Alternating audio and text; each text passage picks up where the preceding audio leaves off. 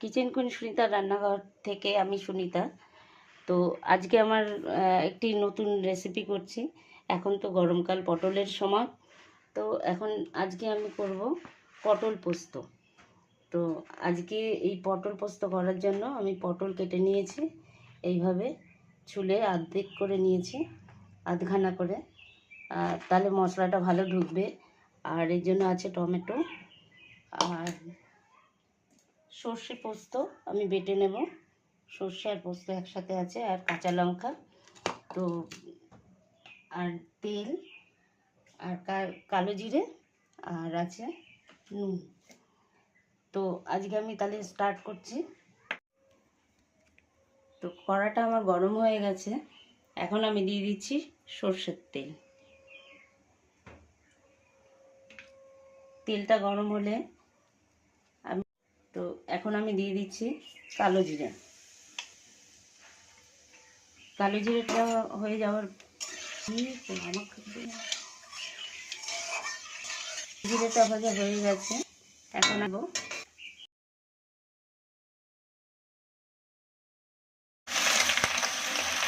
কত ভাজা কতক্ষণে আমার মাথা লাগবে। তো আমি প্রথমে দিয়ে দিচ্ছি লঙ্কা, তারপর পোস্ত একসাথে দিয়ে আর একটুখানি দেবো নুন, তাহলে সর্ষেটা টুকে তো লাগে না যদি নুনটা দেওয়া হয়, তাই একটু নুন দিয়ে দিলাম। তো এখনই মশলাটা করে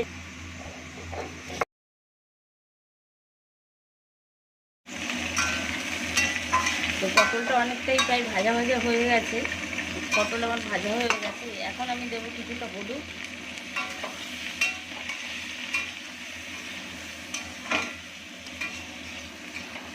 আর সঙ্গে দিয়ে দেবো কিছুটা নুন।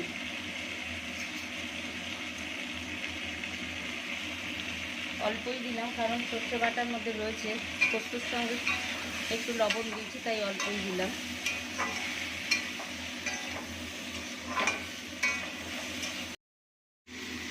সর্ষে পোস্তটা আমার বাটা হয়ে গেছে, এখন আমি ওটা দিয়ে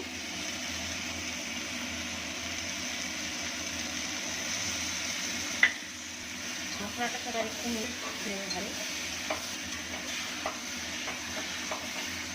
ভাজা গেলে আমি